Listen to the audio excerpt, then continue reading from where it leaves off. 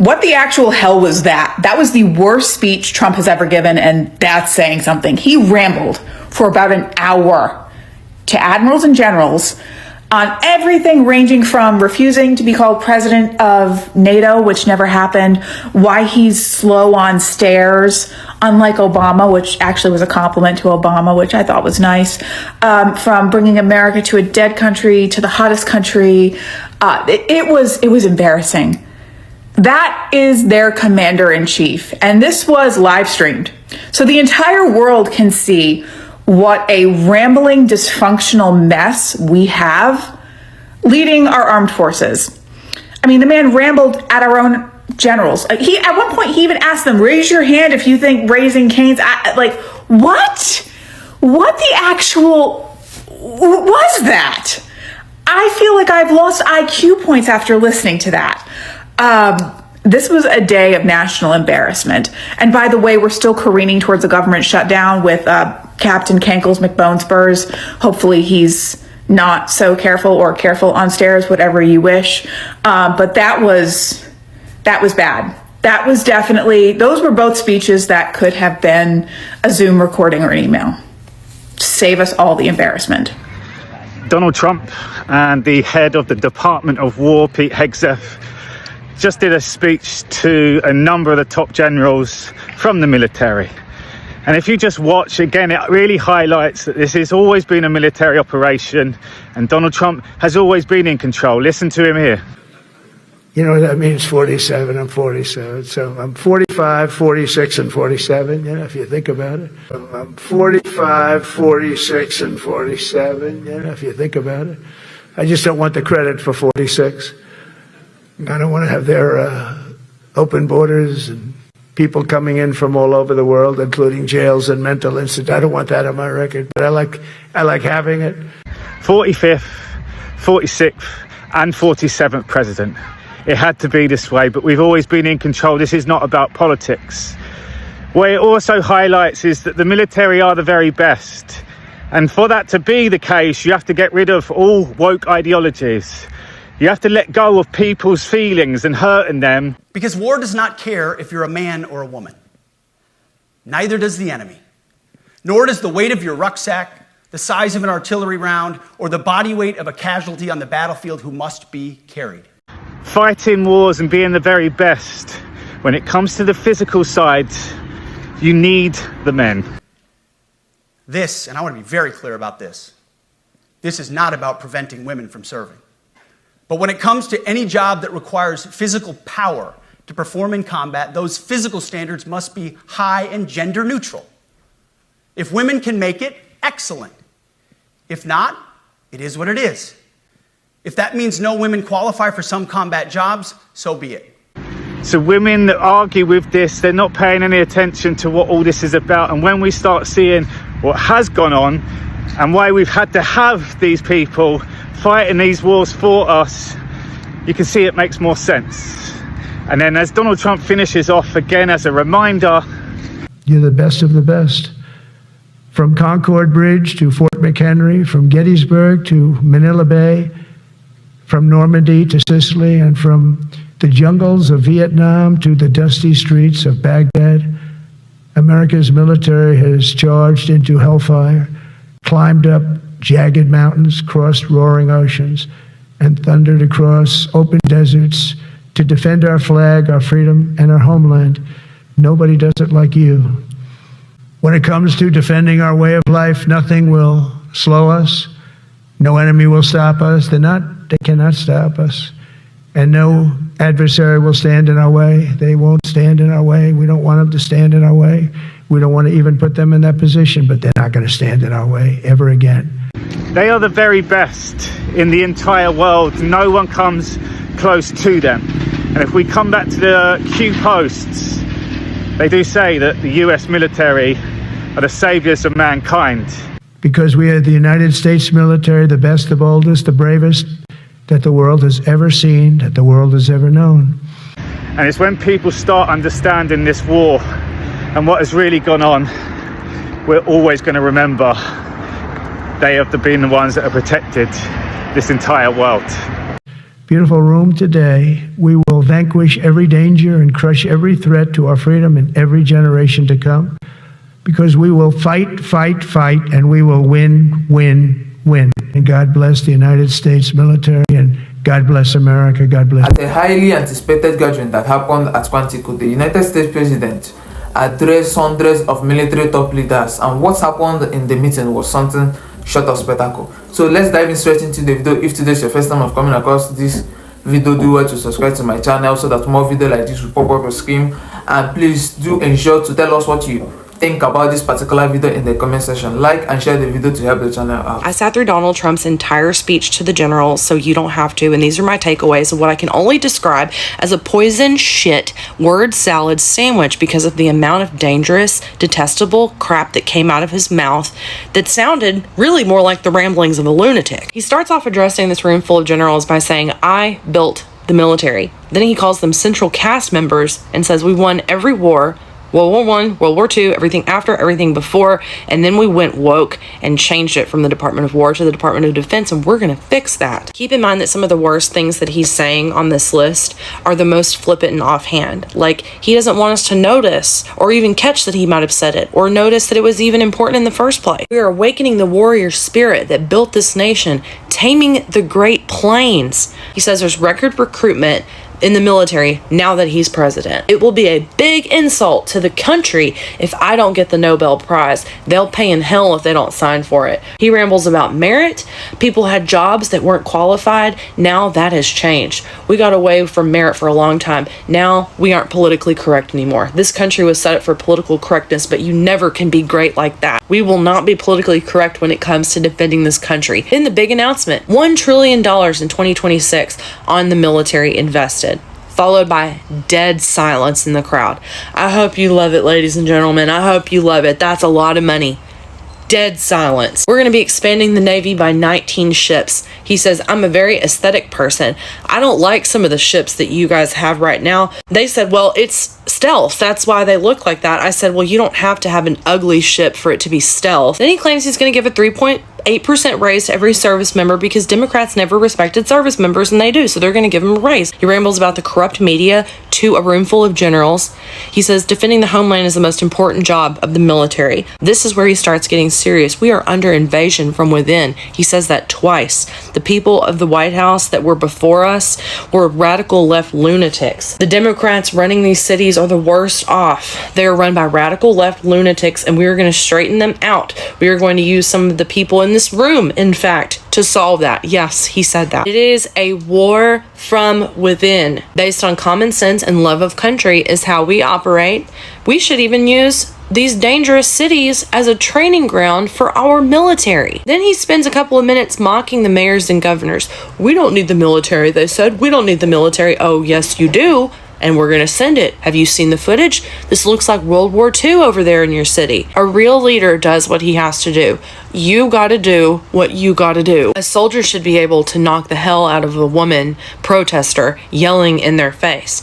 If it's okay with you and everybody in this room, let's go ahead and tell our troops, if you spit, we hit. That's our new motto. Then he starts talking about bricks and cars and people attacking federal agent vehicles, and says that he tells Homeland Security and ICE, you get out of that car and do whatever the hell you want to do. Then he talks about an executive order that's about training for quick response in the military to quell civil disobedience and civil unrest. The enemy within, we have to handle that before it gets out of control, and we will. He says the plague within once, the enemy within at least twice.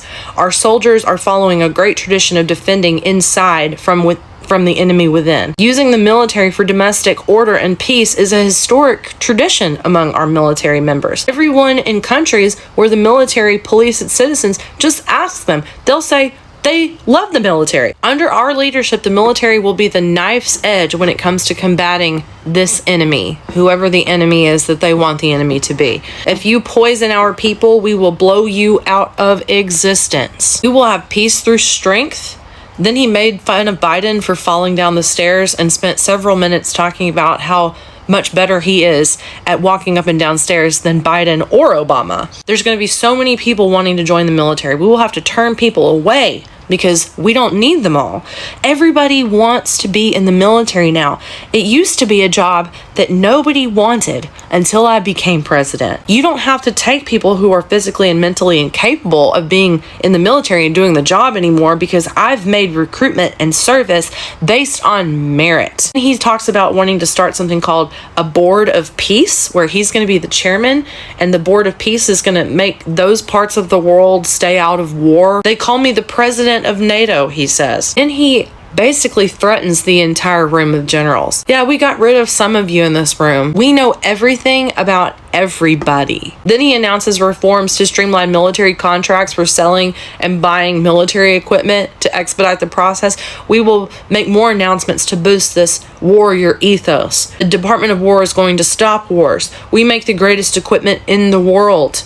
He compares Sparta and Rome to the United States, and the culture and spirit of the military is what makes us great. I don't have much commentary about this. All I can say is, not only was it embarrassing for our country, the display of it all, but it was disrespectful and very much a waste of time to everyone in that room.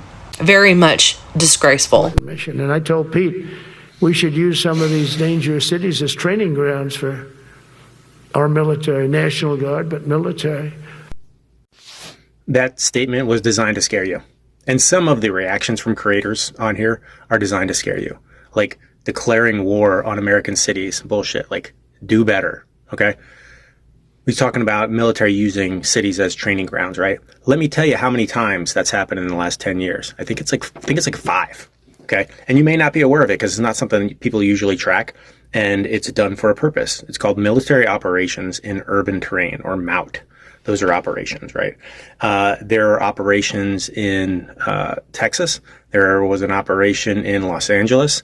There's public displays of military capabilities, I think almost on a yearly basis, down in Tampa Bay. So, and the granddaddy of them all, I believe in the last 10 years, was Jade Helm in 2015, where even though Texas and Abbott were, coordinated with, as they should be, for these exercises, all these conspiracies went online that Obama was declaring martial law and was going to take over Utah and Texas. And Abbott bent to the conspiracy theorists and said, like, hey, I'm going to deploy the National Guard so everybody's protected, right? Even though he fucking knew that it was an exercise and it had been pre-coordinated.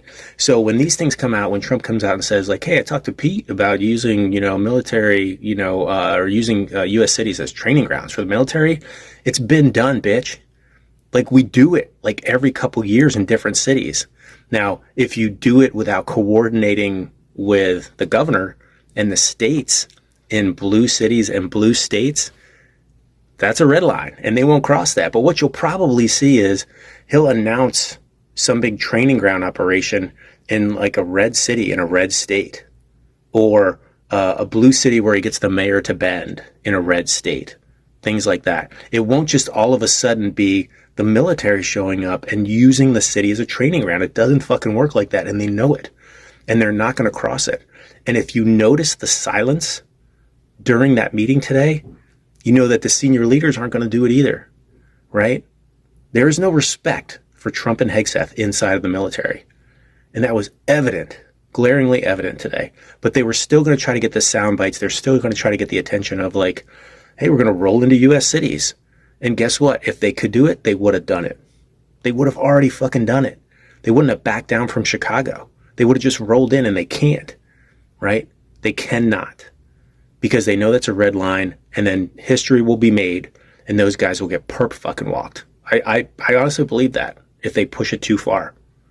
So be aware of that. And for other creators, like there are creators out there who I think, do a good job of covering news, or at least bringing news to the forefront to our attention. They may have some gaps where they don't cover things, but like when you post things about, attacks on U.S. cities, and that was not the case, and maybe didn't do enough research to understand that we have these exercises from time to time, please get fucking better, right? Like, this is designed to make people scared. This is designed to make people lose their shit, okay? This is not something that is unprecedented, and it will have to be coordinated and work through all the channels for that to happen. So they'll probably use a red governor in a red state, in a red city, and do that and be like, hey, look what we did. You know, and the Republican residents will be like, what the fuck are you doing here?